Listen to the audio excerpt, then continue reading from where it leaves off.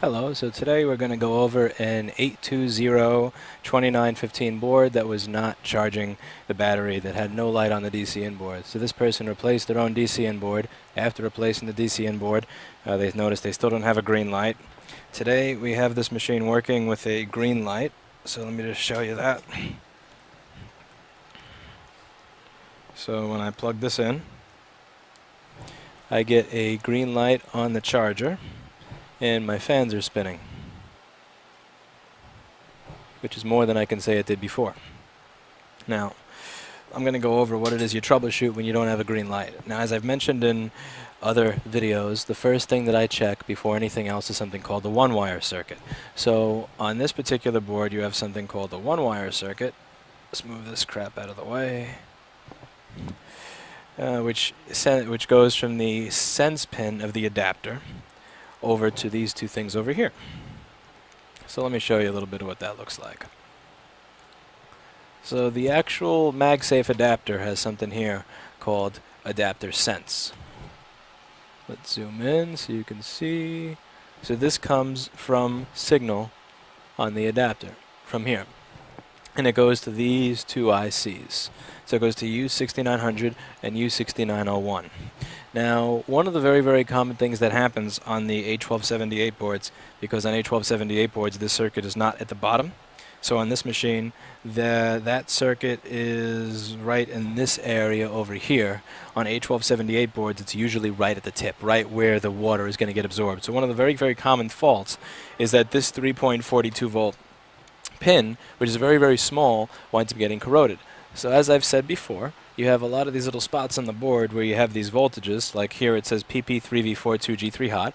What this means is pretty much 3.42 volts is here. Now, one of the very, very common issues that you're going to encounter is that this has no 3.42 volts going to it, and that's going to be the cause of your fault. So just to give you a little idea of how this works, when it senses from the adapter, so once you plug in your MagSafe, your charger,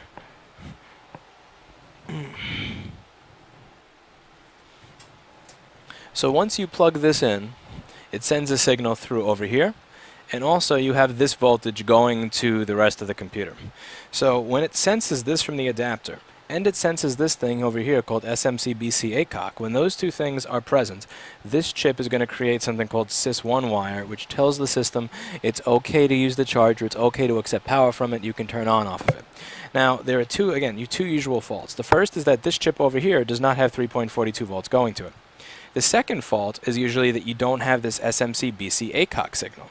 Now on this board, what I did is I measured, and let me just show you the voltage that you should be getting in all these points. And I had my 3.42 volts here, but I didn't have SMC-BC ACOC.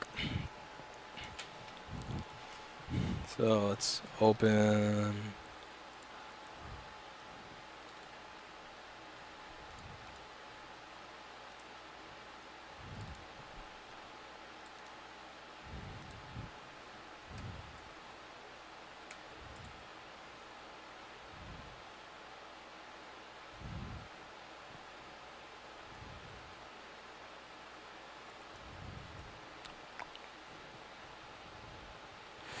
One of the things that I hate about this software, I got this 4K TV with the sole purpose of being able to make it easier to view these things, and this software is such crap, such dog shit, that you can only use it in like this much space.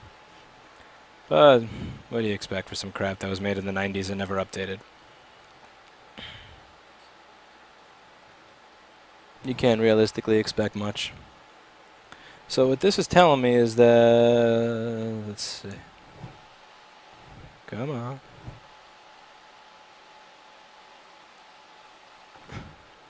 So right over here is where I'm going to find those two. So let's measure on the board and see what we get at a couple of different points. And again, this is the fixed board. So the first thing that you should get, obviously, is the first thing that I measured for was the 3.42 volts at the PP3 at pin 5. So pin 5 of U6901. So pin 5 of U6901 is going to be, that's pin 4, right over here. So I measure that on my board. On my board. I have to constantly look up and down to see where I am on this crap software. That 3.42 volts is the power supply voltage for that IC, for that thing to run. That is the... Now the other thing that I'm supposed to have, which I did not have before, was the SMC-BC ACOC voltage. So right now when I measure it, because it's on, obviously I have that. So I'm going to measure at pin 4. And again, this thing tells me that this is pin 4 right over here. If you're trying to wonder how are you supposed to know where these pins are or what they do, well, you're not. The software tells you. See, I got the 3.42 there. That's what I didn't have before. Now again, what this here is going to do, what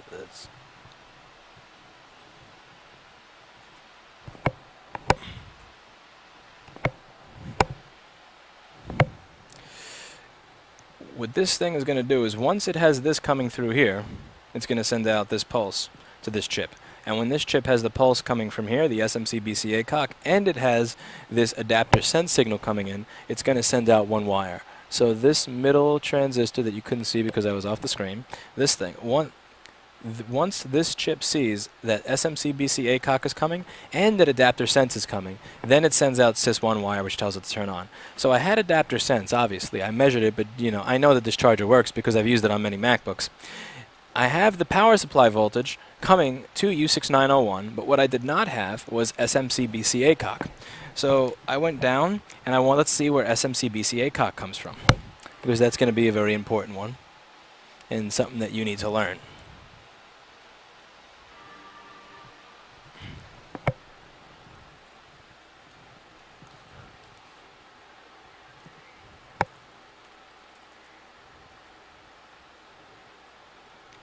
So what we get to over here is the ISL6259. This is the charging circuit. Now, come on TV, anti-alias a little bit. Ah, my PDF reader just sucks sometimes. It sucks because I'm recording real-time HD video while simultaneously asking for it to anti-alias this page.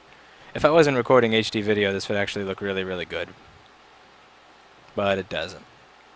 Yeah, let's see what I can do about that. Yeah, just text in.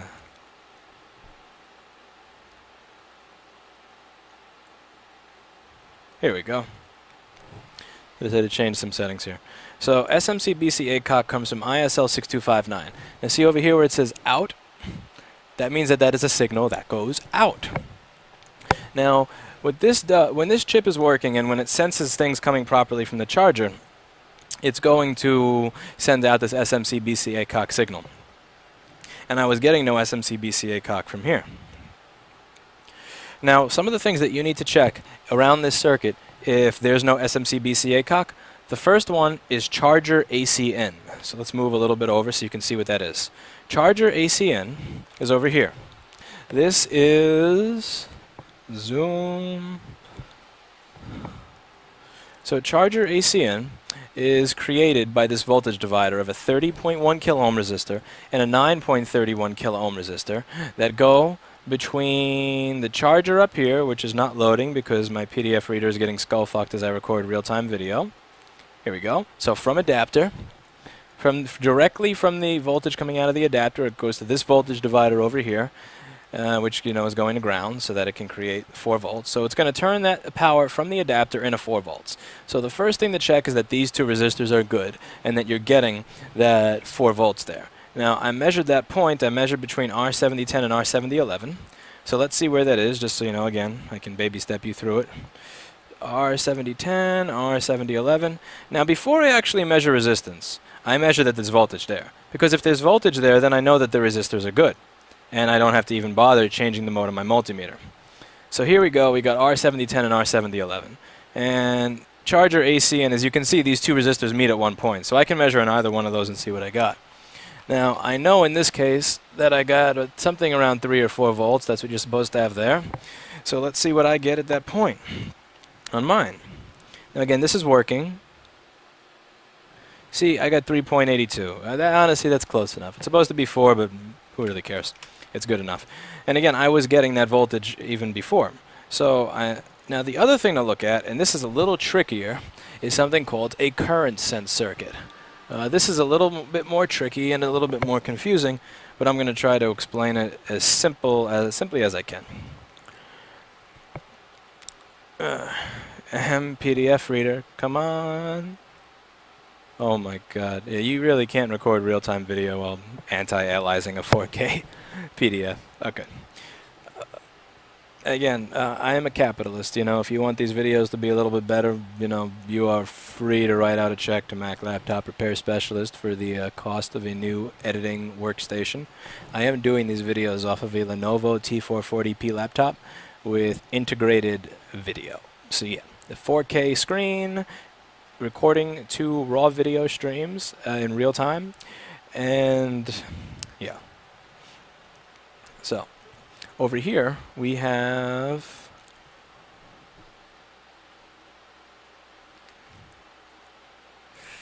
the current sensing circuit. So this is pretty much the power that's coming from the charger. Now, in order to tell how much power is coming, now one of the things that this does is there's a resistor here, right? So this resistor, it's kind of like a little dual resistor. It has one line, it's 2 resistors in one kind of. So you got this over here that goes to the transistor that sends power to the rest of the machine. And then you have the other resistor over here between pins 4 and 3. Now this resistor over here is going to go towards this little current sensing circuit. So over here on the ISL, you have something called charger CSI-P and charger CSI-N. Now what these are going to are these 2 resistors that are attached to this resistor over here. The whole point behind this is that this is a 0.02 ohm resistor. There's going to be a very, very small drop in voltage across this resistor. So what this is going to, there's going to be a very little, right over here in this resistor, there's going to be a small drop in power. Now what this is doing is on each end of this resistor, it's measuring how much power there is. So what it's going to be able to do is it's going to actually be able to calculate how much power the system is taking from the charger based on the difference in power between these 2. So based on the power drop between the top of this resistor at 0.02 ohms and the bottom of that resistor at 0.02 ohms, it's actually going to be able to tell whether or not the system is grabbing too much power from the charger. If the system is trying to grab infinite power from the charger, it's obviously going to turn off the charging circuit so some crap doesn't blow up in your face, or, you know, your MacBook doesn't explode in your face while you're eating dinner. That would be very, very bad, and that's why this circuit exists. So one of the things that you should check after you see that your charger AC-in is good is that everything in this circuit is good. Are there corroded traces? Are there corroded board vias? Are these resistors the proper value? If one of these resistors here is 10 ohms and the other one is 500 kilo ohms, obviously the system's going to turn off because it's not going to know how much power it's taking, and it's going to say, just to be safe, just so I don't explode in my owner's face, I'm going to turn off the charger. So R7020, R7021, and R7022. That's the other thing that you check. And I checked this, and everything checked out perfectly. And again, this was not a liquid damaged board. This board was not liquid damaged in any way. So it didn't look liquid damaged, so I didn't bother with that. Now, so I decided, since everything checks out, and this entire circuit is good, it must be a bad ISL. This must be the bad chip. So I decided, let's replace this, and after replacing that chip, I had my SMC BCA cock voltage, and as you can see, the machine turns on just fine. And also, since I completely forgot to do this over the course of the video, I figure I should show you a little bit under the microscope what these chips look like on this board. So U6900 and U6901, those are over here. So U6900 and U6901 are going to be these 2.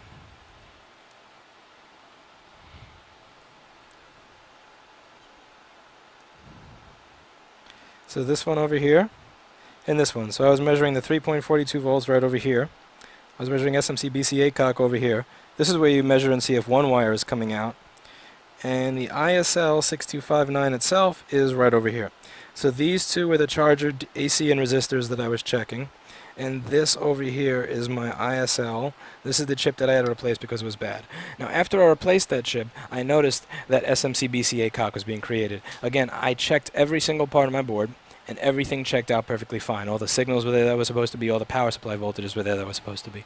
The one thing that was actually missing was this SMC-BCA cock. So I figured if everything is proper around this chip, what I should do is replace this. And again, one of the things that kills me when people start asking me these questions, one of the things that truly kills me is when people say, what chip controls the charger light? What chip controls the power of the machine? It's like, there really is no way around using your brain. You do actually have to measure. You do have to figure out what the specific problem is. Because again, I'll have people call and they'll be like, so what fuse do you replace when the green light's not coming on? Like, no. Again, this is not a, this is not like a microwave oven. This is not a, it's not that simple. It's not a light switch. It's a computer. It's a complex thing. And in order to figure out the problem, you have to do a little bit of troubleshooting, and you do have to get a little bit of a basic understanding of how it works. And one of the ways to get a great understanding of how it works, if you don't know how it works, you don't know what's supposed to be there, is to start with boards that work. So let's say you don't know what SMC-BCA cock is supposed to be. You could just look at a board just like this one that works and measure, and then when you see there's 3 volts there and there's not on this one, you kind of get an idea of what's supposed to be there and what's not supposed to be there. Again, I don't know what an ACOC is. Like, to this day, October 11th, 2014, I have no clue what ACOC stands for. And I don't care, because I don't need to. But you do need to know a certain amount of stuff. You do need to do a little bit of research if you want to solve these problems, which means that you have to get yourself out of the mindset that I'm just going to replace a fuse, or I'm going to copy and paste the solution this person had. Like, this person didn't have a green light because R7021 is bad. Let me replace R7021. Don't do things because the internet tells you. You look at the circuit, you try to get an understanding of what it does, you measure around. If you have no understanding of what it does, you can still measure around and see if it matches the schematic. You find the point at which something that's supposed to be there is missing, and then you ask yourself why. Analytical thinking, that's what you want to get into. You want to train your brain to think analytically and to solve problems analytically. So you look at what's going on, and then you ask questions, you try to figure out how it works, and then you figure out what it is that you have to do. Don't take somebody else's solution and apply it to your problem. And that's it for today.